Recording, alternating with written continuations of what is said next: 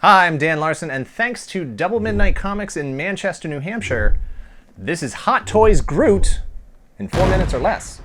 Hot Toys Groot stands a whopping 15 inches tall, which makes him taller than Superman, but shorter than Galactus. Height is, of course, completely irrelevant because Groot is a talking alien space tree that can grow to any size he wants. That said, he looks like he's about 8 feet tall in the movie, and this figure comes pretty close to that when you compare him to another Hot Toys figure from the Marvel Cinematic Universe. Hot Toys made their name and their business on the staggering detail of their figures. Sculpting on Groot is what we have come to expect. Utter perfection.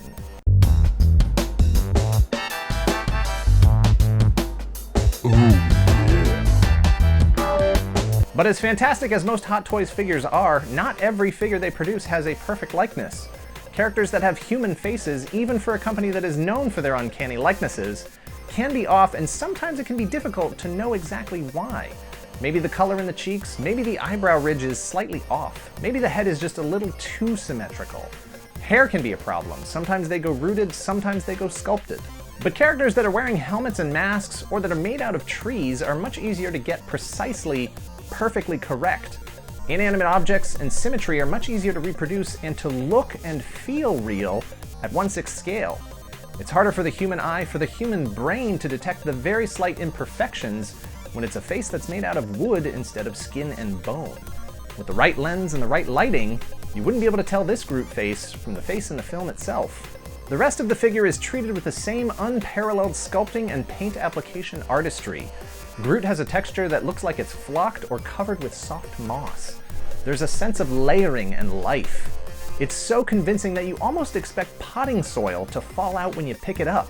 The only place where this figure has any attributes that are less than perfect is with articulation. And it's not so much the choices made for quantity or location of the articulation, it's more the limitations of the manufacturing and the materials themselves. The brilliance of the paint detail and sculpting can't fully disguise the joints on the figure, especially at the elbows, knees, and waist. Wrists. This is where the figure crosses over from a miniature recreation of a living creature and becomes the object that it is. It's a figure, a toy, and the points of articulation are a constant visual reminder of that. On top of that, it had to be produced in a manner that would suit the consumer with respect to its posability and its affordability. I'm sure Hot Toys could have produced an all-over bark sleeve that would have been both visually exacting and also served to completely conceal the joints. But what would that have cost? Even by taking the approach they did, this figure is $200. How far do they want to push the budgets of their customers before the customers just can't afford them anymore? The decision to execute the figure the way they did was the right one. Groot comes with a pair of open hands and an alternate left hand with a translucent glowing effect and a display stand.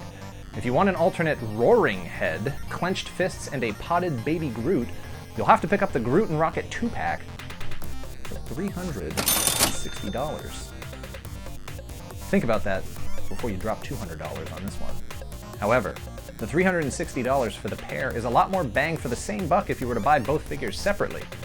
If you're not in the market to spend $200 on a single action figure purchase, or you just don't venture into the 1/6 scale territory, this figure is a wicked easy pass. But if you're an adult collector who has the budget and display space for larger scale figures, and you're in love with this beautiful alien tree man, then this is a must-have, so buy it if you see it. And if you see two, you probably shouldn't buy both, so leave the other one for the next collector.